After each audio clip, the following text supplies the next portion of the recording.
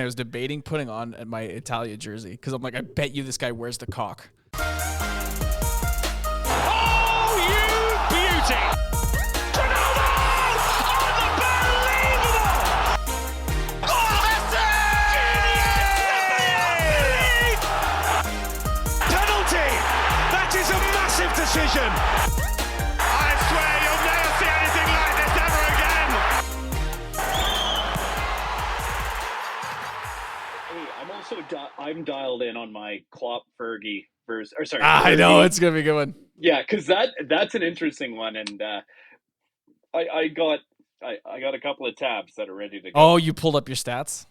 Oh yeah. Well, again, you know me, and I know you. We're huge Ancelotti and huge Mourinho fans. I got a lot to say about Guardiola and a lot to say about Klopp. I did my little bit of research on Fergie because I've also read his book. And Wenger, you know me, I got a hard on for that guy. You have the biggest hard on for Wenger. Yeah, and it's actually le hard on, just Le for hard. le hard. Le hard on. Did you know he started Arsenal Football Club? Pretty much. Yeah, he started it. That's why it's called Arsenal. It existed before. I'm not that big of a fanboy. Not that big of a fan. There's a lot of I love those soccer conspiracies, and one of them is Arsene Wenger started Arsenal. Soccer conspiracies are great. Ronaldo threw the '98 World Cup. No, he didn't. Wasn't he like? Who threw? Was He was that sick. before he was injured, or no? He was injured at that point. Wasn't it his knee? No. People are saying he had a seizure. Oh, that wasn't a seizure. He was just coming off the drugs. Oh, 100%. On that night out, yeah. Yeah. Ronaldo Nazario. Yeah. There's a resurgence of appreciation for him lately. Have you noticed that? Like all the commentators say the Ronaldo or RC9 instead of just saying Ronaldo number 7. Yeah. You remember about when Cristiano started getting really big, about like 5-10 years ago. It was, he was Ronaldo, and R9 what became Ronaldo Nazario or whatever, however you say his name. And he wasn't getting a lot of respect. Like, Ronaldo, Cristiano's the best, Messi's the best. And yeah, to some extent. But now I feel like everybody's kind of coming back around on R9 and just that era in Serie A. Him with Inter Milan. Oh my God, disgusting. And then again, like the injury, and like, could you imagine him with? I didn't realize how fucking fast he was. We got we got expanding waistline R9, especially when he was back at or with AC Milan. Yeah. And when you think about it, you were on a point and I cut you off. Oh no, go ahead. Did you watch the Beckham documentary? No, not yet. I got it. It's on my list. There's so many things on my list. Welcome to adulthood. It's on the list. Yeah. It should just be everybody's catchphrase. Always catching up. But when people talk about him or Beckham talks about him, even in that documentary, everyone's just like, wow, what a player. Because they played together. The Galacticos. Yeah. Zizou. Zizou. For us, we call him Zizou. He's Zizou. He's I'm not going to finish that joke. Even at when he was at AC Milan, and he had, I think they said, because Ancelotti was there at the time, how much did he weigh? Over 100 kilos? He showed up to training camp at some point just being an absolute brick house. Yeah, it was awful. And like, he made a point. He's like, do you want me to run or do you want me to score goals? If it's run, I'll sit on the bench. If it's score goals, put me in. And like Aubameyang was there when he was a kid too, so he always talks about that. It's a cool little time. That's insane. Yeah, it's crazy. I didn't know Aubameyang actually was in. Yeah, time period too. That's crazy. AC Milan, he was part of the youth squad there, so he talks about that. Yeah, and who showed up? Oh, Pato. Yeah, because there was quite a few. Well, I know Aubameyang. What is Aubameyang? He's a forward. No. What nationality is? Somewhere in Africa. I can't remember. But anyway, yeah, AC Milan had a lot of Brazilians for a little while there. And when Alexander Pato showed up, remember him? Yeah, remember him on FIFA? Oh, dude, dynamite! Went in his graduation year to the senior team. he had those orange boots. Do you remember those orange? I think they were the Nikes. Those orange boots that everybody was like, okay, if you wear those, you got to back it up. And he was just phenomenal.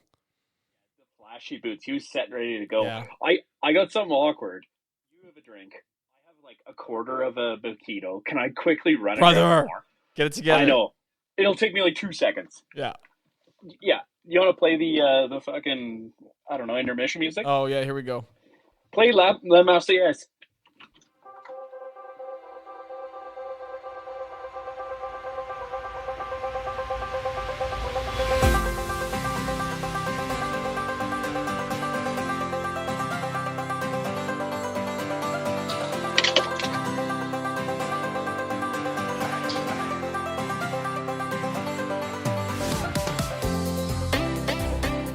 Today on Left Foot Finish, I'm joined by my one and only friend, James Rodriguez Roberge. As we discuss, one and only? Yeah, my one and only friend.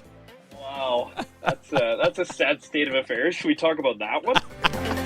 Save it for another podcast. We fuck around on Left Foot Finish.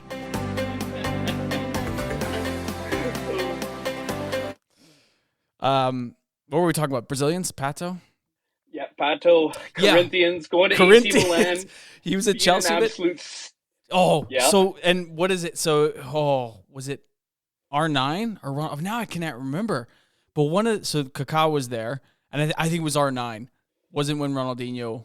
I don't think it was Ronaldinho, but it was R9 when he was there. Except he wore 99 there because Inzaghi had 9. Anyway, that's beside the point. So when he shows up and he's on the senior squad, and R9 takes him and goes, okay, you see that? You see Kaká over there? You can go join his Christian group, or you can be with me and have fun. I love that. Yeah. I love that. Yeah, already just pushing the agenda. Get drunk, have fun. Ronaldinho, those Brazilians having the time of their lives. Yeah, yeah. And one got caught with transgender prostitutes, and Ronaldinho got caught with a fake passport. So, still crushing it though. Living their best life. Yeah, they are. Yeah, every once in a while, everyone makes mistakes. Speaking of Ancelotti. Okay, this is our Look at the wheelhouse segue. here. Okay. So they go into, like, I think he's got this again. So he was there for La Decima, right? Ancelotti. He won La Decima. Yeah, he won La Decima. Turked. No, but then didn't he won 2 with them, I thought. Might have been. But anyway, I think he's going to do it again. That Madrid team is looking sensational. If they can stay healthy, Dios mío, they are coming around. They are. I love his mentality too. I just saw another quote from him where he's talking about Maldini and Nesta, and yeah, you had Maldini and Nesta at center backs. And he's like, I never coached them on how to defend. You didn't need to. And but he's always like that. I mean, you read his book, Quiet Leadership. I couldn't wait till you mentioned it, and now that you mentioned it, Amazon Prime or Amazon, the book's got to be on there somewhere. Oh, we're doing a plug? Find it. Yeah, yeah, we're doing a plug. Yeah, I just love the way he's like, that's a great way to coach, is to, like, especially more at that level, the senior, professional level. He doesn't need to coach. They already know how to play soccer. He's just there to support them. That's what great leaders do. And that's an interesting piece you just mentioned too, because my rebuttal when we get to the Fergie Wenger versus Klopp and what's that guy's name? Guardiola? Yeah, that nobody. When we get to that time period, that's an interesting argument because I have the reverse argument to it. So let's tuck into it later. Yeah. Well, no, I mean, okay, so Klopp's first of all, Klopp's leaving at the end of the year, and he says we saw Guardiola do it after, was it Bayern or was it after Barcelona when he took the year off in New York? Didn't he do it twice? No. He went from so it was before Bayern. Yeah, so it was after Barca. He takes the year off, goes to Bayern, absolutely crushes it with Bayern, and then moves to Man City and fixes shit there. So Klopp's coming. I'd love to know who's next for them. I don't think it's going to be Gerrard. My gut's telling me it's Xabi Alonso. everyone's saying that, and I think for them it would be an extremely good choice. There's some debates about system and stuff where he plays a different system than what the players at Liverpool currently play. Yeah, but But every manager has a different system. 100%. But I think too, Unless I'm going to put a caveat on that. Unless you're a Yep. manager for Manchester United, then you have Dick. 0 systems. They haven't had a system since Fergie. Since Fergie, yeah, they just, hey, show up to Old Trafford and just try your best and have fun. That's all we can ask for. Well, don't know about the first one. Don't know about the second one either. I could see that, but I just think legacy player and destroying Harry Kane's dream for a championship here with Leverkusen. So I think it might be Alonso because Gerrard was crap. The other one they're talking about, who's Postalagu? Yeah, in Tottenham? the Tottenham coach. But how often do you see a coach from Tottenham move somewhere else? Like they're decent with Tottenham, and by decent with Tottenham because it's Spurs, they are finishing in anywhere between 3rd and 5th, and you're like, what a great manager! Look at what they did, and then they go to an actual team and nothing. It's interesting, like you're saying, just about the player coming in to do coaching too. Like you've seen both sides of the spectrum. You've seen players come in and be super successful. Wait, I'm going to mention a French guy. No way, Zidane coming in, winning a bunch of trophies. You look at who was on Man U. Thank you, I appreciate that. Yeah. Neville goes in, tries his hand at Valencia, does nothing. So there's such a catch. You watch Gerrard too. Gerrard goes to Rangers, tears up the Scottish League. Who did he go to next? Aston Villa. He did okay, but it's completely different. It's risky. Yeah. It is. Yeah. I mean, and you look at Pippo Inzaghi. He's bounced around Serie A and Serie B. So, like look at all those ex-AC Milan players in Pirlo, Gattuso, Inzaghi, Seedorf. I'm trying to remember. There's another one, but all of them have failed as managers. Great players don't always make great managers, but somebody like Xabi, which is interesting about Pirlo, although I'll get to that in a second. Great players like Xabi Alonso, where you had to think the game and understand the game and see the game. I could see how that would make a good, especially when it comes to systems, that would make a good manager. Versus Pirlo, yeah, he had very intelligent football IQ, very high football IQ, but he also had a God-given ability that Xabi Alonso didn't. Xabi was good in his own right, but he wasn't on the level of Pirlo. I wouldn't put him there. So it's like the Wayne Gretzky. Well, it's a soccer podcast, but sometimes it's really tough for somebody who just has that natural talent and ability for them to translate that to other players. Yeah, when they become a coach. I think you made a really great point on that too, where I think that's why Xabi Alonso's seeing really great success is because he for Liverpool and himself for Real Madrid too, he was the guy in the middle who just saw the entire game. He was the guy way in the back setting up all the plays, so he got to see all of that. I'll give the guy credit too. He seemed like he was a leader. He won a World Cup with Spain. I think all of that comes into play, and he's talented, but he's also not the guy going out there nutmegging people. He's the guy winning a game off of thought. Yeah, it was simple soccer, basic football, but he still had some skill though. Like I do want to our mutual friend did point out his passing ability, and some of his balls were fantastic. But again, I think he was somebody who had to work at it. Whereas, Pirlo's famous story about the World Cup is I sat in my hotel room all day playing PS3, whatever was out in 2006. And then in the evening I went and won the World Cup. Like, that's not somebody who's he's not going in the locker room and doing rah, rah, rah. Yeah. That's the guy who's like, he's going to play the game and he's going to win the game, but he's not going to coach the game for you. No, he's not. And he doesn't have to work as hard as, say, somebody who's less skilled to get to play at that same level. So it's hard to translate that. So my gut is telling me that it's Xabi Alonso for Liverpool. But unless Petey Crouch wants to come out of retirement here, but I don't know if a pundit would make a good coach. No, Gary Neville. No. He was meant for the booth. He was meant for the booth. The booth. I don't know. So Gerrard, I mean, they even talked about Lampard. I think just stop with Lampard. I don't think it's there. And as much as I love Rooney, oof.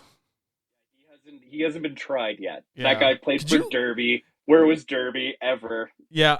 Well, actually under Brian Clough they did quite well, and then the manager after that, but that was back in the 70s. Could you imagine Wayne Rooney?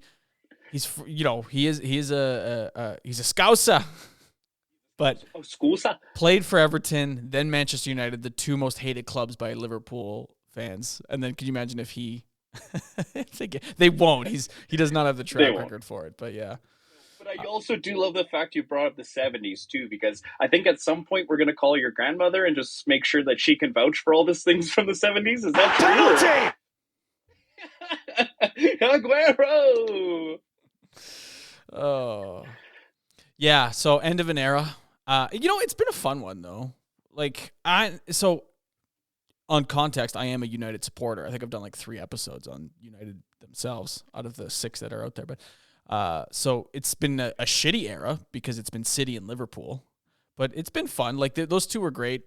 They seem to have a good camaraderie. It wasn't like the old school rivalries that we used to see. Exactly like you're saying, it's not the rivalries we used to see, but it is even as a Chelsea supporter myself.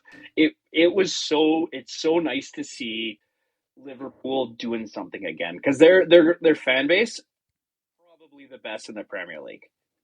I bet we can both agree on that. I think so. You think? You listen to all the coaches talk about going to Anfield. Yeah, they tear up talking about it. And I think Jurgen Klopp took them from a place where they lost that atmosphere a touch, but now they're just singing and yelling. And they were broken, and he came in and cleaned up for them. Like he was a godsend, and like what a pickup, what a pickup, and they did it. They didn't do it quite like the Man City model. I mean, yeah, they brought in Mane, but Salah was like there. Because was he on loan through Liverpool? I know he was on loan with Chelsea a lot. And then, tears it up that's in Serie A with Roma, and then they bring him in, but at a relatively decent price. They bring in Mane from Southampton. Roberto Firmino, but Van Dijk was a big one. But they didn't really do it like the Man City way, where it was big money signings. It was a little bit more. Cash. Yeah, you'll never see the class of '92. You'll never see the Fergie era, that kind of building. But it was about as close as you could get to that in terms of we have 800 billion, thousand million, cajillion dollars, and we'll just buy everybody. And we'll buy 100%. Jack Grealish for an obscene amount of money, even though I love Jack Grealish, just so he can sit on the bench. Yeah, totally. And I think to what you were saying too, they had somebody, Matip, on their back line, right next to Van Dijk. Have you seen that thing? What's that hard thing touching my leg? Matip. I haven't. You need to send that to me. Will do. How's Matip, the Bordeaux going down? For Fernandinho, like they had. The really old guy. Emre Can for a bit, right? Like they were smart. They brought in a lot of good, solid players at relatively decent prices, and I mean, but it was only the one. No, how many It was just the one championship though. The one Premier League, but they got a Champions League. They got a Champions. Yeah, that's the big one. Take that, PSG. Yeah. Hey! Whoa! Yeah, but you got So. Obviously, Guardiola takes it, but again, his wallet was a little bit better than huge wallet. Yeah, and Guardiola even says like he could not manage a non-superstar team. You know what I mean? Like he couldn't go into Aston Villa and do what they're doing now. Totally. There's something to every team. We'll get into a little later too. Every team he's taken over, even that Barcelona team, was pretty darn good. Stacked. And he's had financial backing. Sure, Barca didn't have financial backing, but they had La Masia at that point, where it was just the people they had in their system were out of control, and he had to give them the chance. They got rid of Ibrahimovic, Henry, and Eto'o, and replaced them with people from their academy. He did great at the beginning, but the rest of his career, To be fair, Messi was in the academy before Guardiola took over. He's not the one that brought Messi in. No, But yeah, 100%. and he brought a lot of players along. But you're right. It's just he's not the mid club kind of manager. He wouldn't get the same success. He does have to everywhere he's been, and like Bayern has won every year for the last 15 years. Yeah. No, okay, not that much, but except for this year. Suck it, Harry Kane. It's close. It's close to 15 though, dude. It's up there. Craziest stat out there is that Kingsley Coman has won a championship, has won the league title every year he's played. Yeah, and I think he was on the World Cup team for France in 2018. Shout out to France, 2018. No, I'm not gonna do it. Yeah, you're not gonna do it. You don't get it. So no, that's fair. Yeah, I mean, it's been fun, and at least as far as we have it, there's more accessibility to the Premier League now.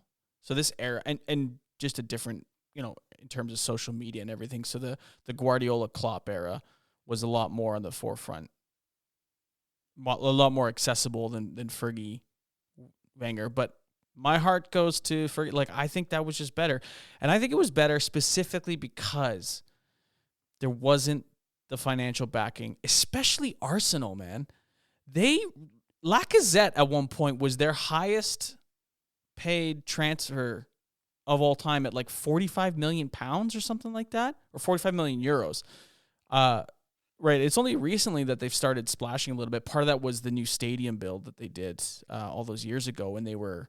But that's why Robin van Persie left, is because they tried to convince him to stay by showing him the balance sheet. Say, look how balanced we are. And he's like, fuck it, I want to win titles. But it's impressive what Wenger was able to do with that budget, that ownership group, and not a lot of cash, and just kind of growing players. Same with Fergie, man. I mean, the class of 92 is phenomenal, but even in the later years, into the mid 2000s and early or late 2000s, stretching into early 2010s, he brought in pieces, but he brought in pieces at relatively decent amounts and more on like that supporting role. Totally, and I agree with you on all of that, and especially the fact that I'll use for Man United, he got the most out of Steve Bruce.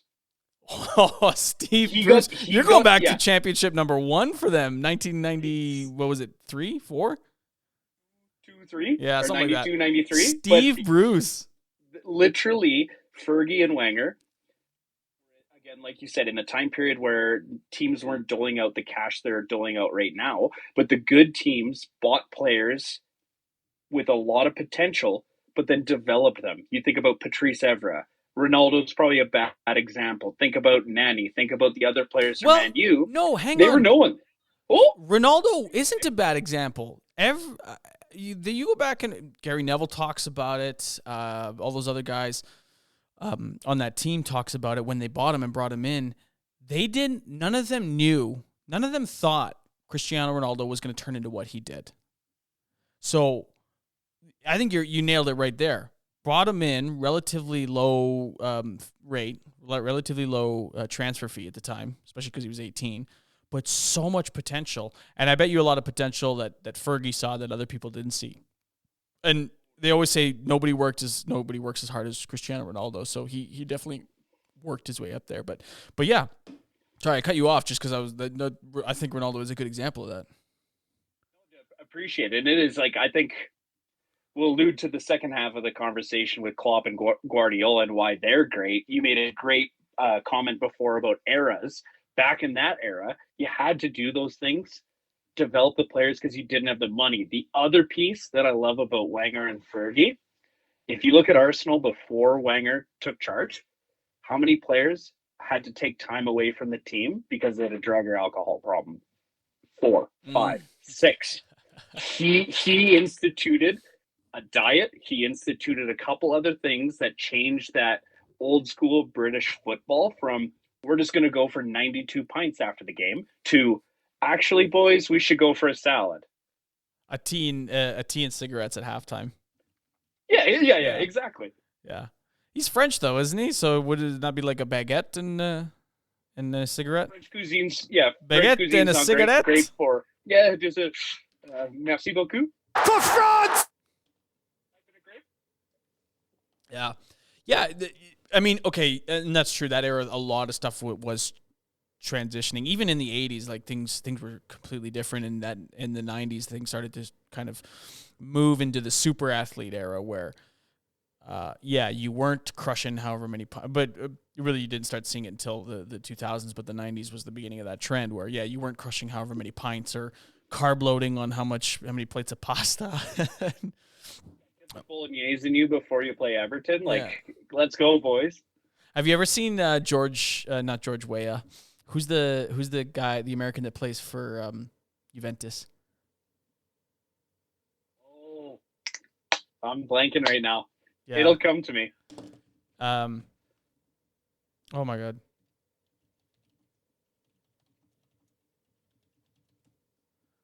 Weston McKennie. Yeah. Weston McKennie explaining ranch sauce on pizza to Chiellini. I have heard that, and he's just like, nope, that doesn't exist. Yeah. You don't go to Juventus and talk to people about ranch. Yeah, right? And in terms of the actual rivalry, there was always that mutual respect between Fergie and Wenger, but I think the hatred was still there. And you especially saw it with the players too, and like, oh man, was the one story of I don't know if it was City or if it was Arsenal that they were playing. Manchester United under Fergie, and one of the players went up to somebody at halftime and to say like, hey, can we exchange shirts after? And Fergie tore into him at halftime in the locker room, saying like, they're a rival, they'll never let me fucking get you, talking to them again like that or whatever. Like the rivalry was more intense back then. There was more hatred, and you loved freaking Evra versus Keane. I was just going to mention that. Evra that versus tunnel Keane. Scene, oh, sensational. Tunnel scene on the pitch. So with, Liverpool City, I know they're not traditional rivals. It's Liverpool United, and Klopp Guardiola, they seem like best friends, which I guess is nice. But, you want some hatred there. A little bit. Yeah, you want to see some animosity. You don't want to see your team exchanging shirts with the rival, being like, oh, so nice to play against you. Thank you. We'll see you in 2 months. No, you want to see like, I'm not talking to you, or I'll yell at you in the tunnel. Yeah. You want to see people get pissed off when they lose and then, come back and we're gonna effing win this one. Great era of football though. Seriously. A lot of the players that were playing in that era, I brought up Steve Bruce previously. You think of Gary Neville.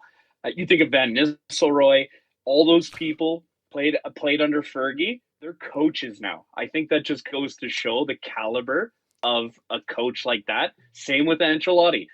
The players he coached become coaches. Well, maybe not great coaches, but they at least become coaches. Because we just ran off that list of Seedorf, Gattuso, Inzaghi, Pirlo, all failed. and Gary Neville, Wayne Rooney, who else? Yeah, failed. Rio's a pundit. I think everybody who plays under Fergie turns into a pundit. Yeah, because they can talk a lot. What's Anderson up to? What's Ji-Sung Park up to? Yeah, well, who knows? Who knows? So what do we got for the weekend? Are you gonna watch? I'm gonna try and catch some. Well, Liverpool Brentford. I'm not gonna bother with that. Brentford will win. City Chelsea. That'll be fun. Luton Town United. I think they're in Luton. Loss for Chelsea. They're in Luton. Oh, in the Fortress Luton, eh? Yeah, that's such a cool little. It's like the Mullet Arena of the Premier League. Yeah. Yeah, I would not be surprised if Luton pulls one out there. But friggin' United beat Aston Villa last weekend. Yeah. Just Aston Villa seems to be slipping a bit. A little bit. Yeah. Although at least it's close, man. I mean, how many past seasons has it all been runaways? So it's been a good season so far. It's a good send off between Guardiola and Klopp, at least. And Arsenal's right up there. Still in the mix. They're 2 points out of it. Yeah. Spurs. Finally do it. Yeah, Spurs, no. No, Spurs, no. Yeah, where's Chelsea at? Oh, man, they're sitting 10th. Yeah, well, they're rebuilding. It's fine. Yeah, you want to go down to the relegation zone? Let's talk about Chelsea. Everton getting gut punched. Yeah, and kicked while they're down. They're having a hell of a time right now. Yeah. I think we started off this with Ancelotti and Champions League. So you're right, expected, but that 1-0 victory away from home in Leipzig, that's what Fergie would call like that. That's Fergie ball. You would say like that's if you're a champion, those are the games you have to win, and that's how you win them. 1-0 away from home. It's a gritty win, and Real Madrid has a ton of injuries right now. So they do, and it's a different way. I think it's a different mentality for Madrid. Like it's a different way to win now because you're right. Rodrigo, Vinny. Who are also like the big name stars there, but a lot of them are a little bit older now, right? Like Cruz is old, Modric is old, although they both still can play. Carvajal. That guy's never gonna stop soccer. No. That guy's gonna be 65 years old on the pitch, still playing. He's been 29 forever. Yeah, you miss a bunch of French players, so I just want to mention them. Chouameni, Camavinga, they're still on the team. Diarrhea, Toulalon.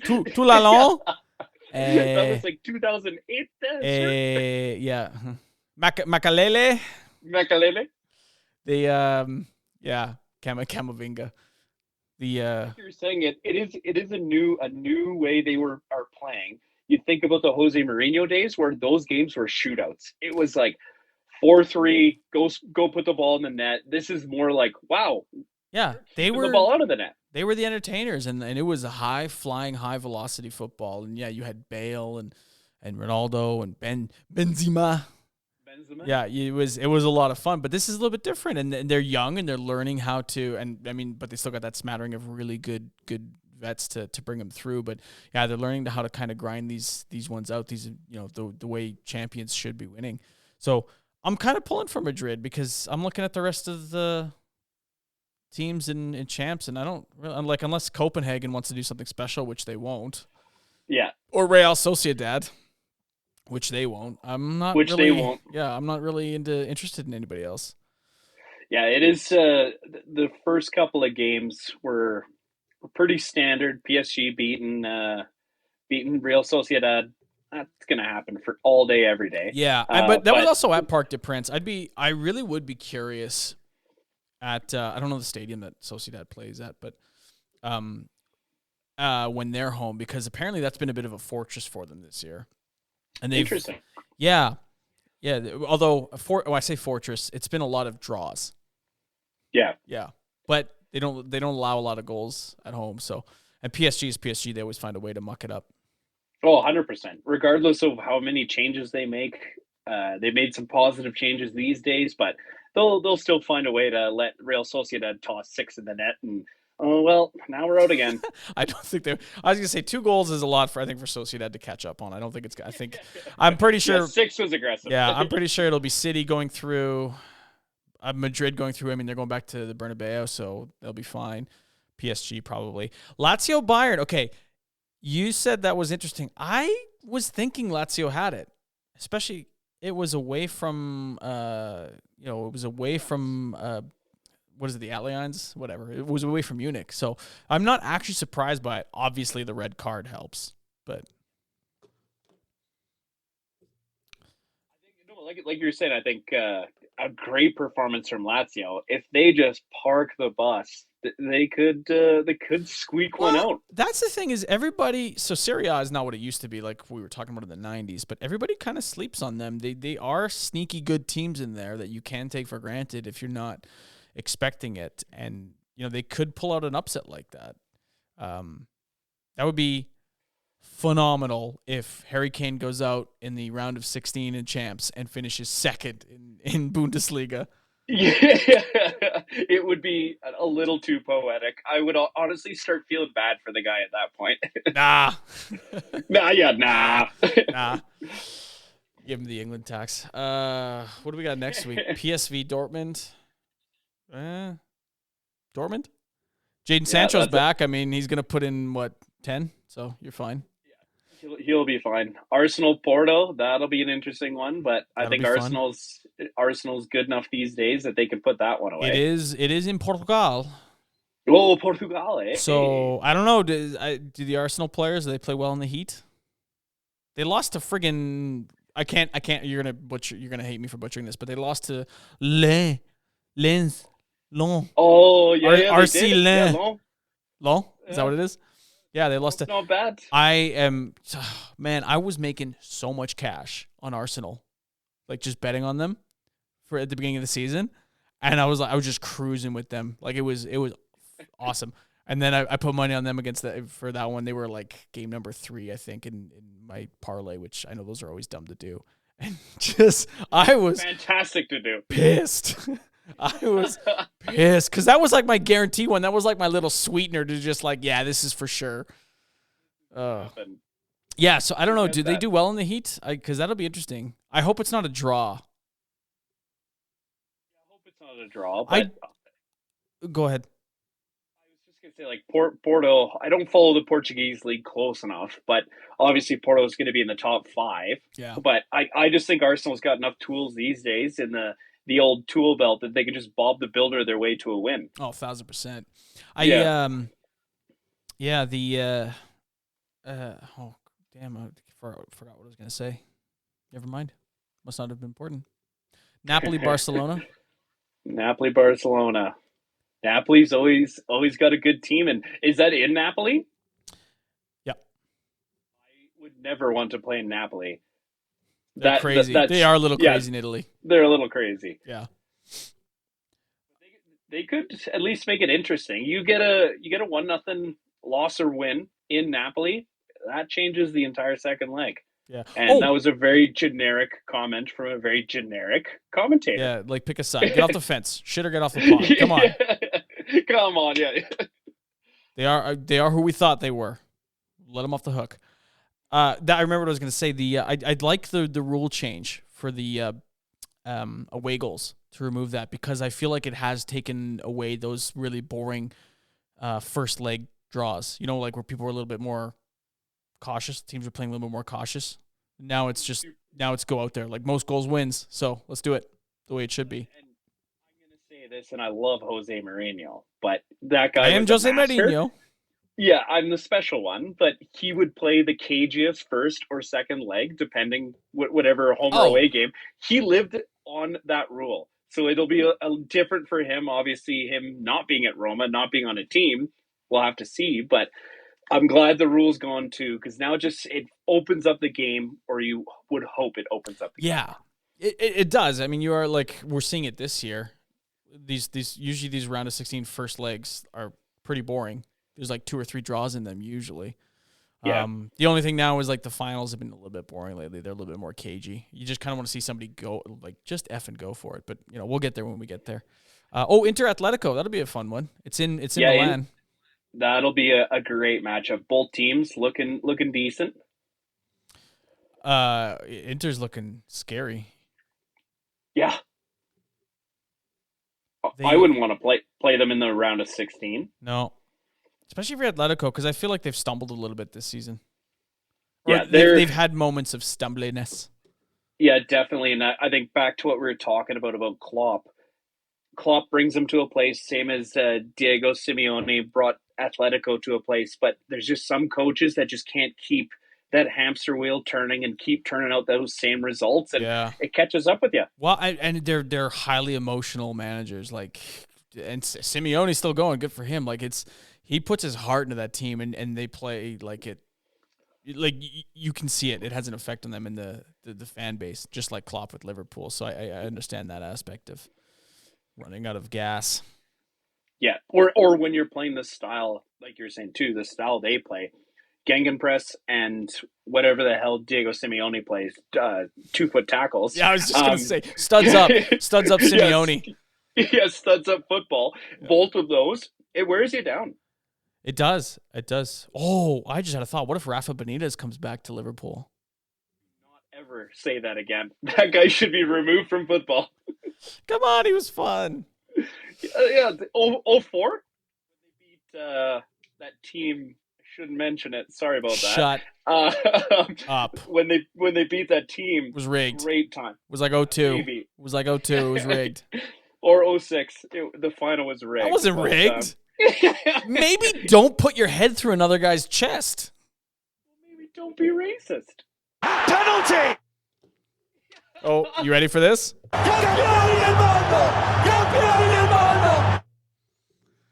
I think that's a good spot to leave it. As always. As always, yeah, let the buttons do the talking. Yeah. Okay, so what do you got? Let's just run through it. What did we say? Okay, PSV Dortmund. I mean, too close to call. Give me some. I'll go Dortmand. Yeah, Draw. I think You think Dortmund's Dortmund? got Okay. it. In both legs. Inter Atletico, just for next game. I think Inter's got it. You think Inter's got it? Okay. I mean, they're playing at home, yeah. Yeah, and I think too, this is the beginning of the end for Diego Simeone. No. I think so, man. No. He's done magic. He's staying. Maybe he goes to Liverpool. No, he won't leave Spain. Ooh, Porto. That's a hot take. Yeah. Porto, Arsenal. Napoli, Barcelona. Napoli. All right. Yeah, we should put our money where our mouth is and like actually put in a little betway here and see how he turns up. You could twist my rubber arm on that. I could put a couple of green Canadian 20s together to do that. Yeah, let's do it. We'll get an LFF account or something. But yeah, let's do it. We'll check the bets. We'll check the bets next week. And knowing Betway though, somehow Betway and sports gambling parlays somehow we'll both lose. Somehow it always happens. Yeah, somehow. Yeah, Arsenal will fuck me over again. Yeah. Yeah. All right. Never bet against a French team. Well, yeah, that's a can of worms. Maybe we should. It was like close to 20 years ago. Now I'm still relying on that. Yeah, classic. Me and you just throwing back the old ones like playoffs. I just hope we can win a game. Hackenberg. You know who I miss? Old Blue Eyes. Chairman of the board. Who's that? Frank Sinatra? Okay, now you have to phone Grandma. We got to get her on the line. Get her on here. Nonna, we need help with our picks. Yeah. Well, actually, that'd be funny. Nonna does our sports betting for us. Imagine. Well, I like these jerseys. Where the Napoli? Oh, Napoli for sure. Napoli for sure. Yeah. Yeah. Sweet. Well, left foot finish. Thanks for tuning in. See you next week. See you, buddies. Penalty!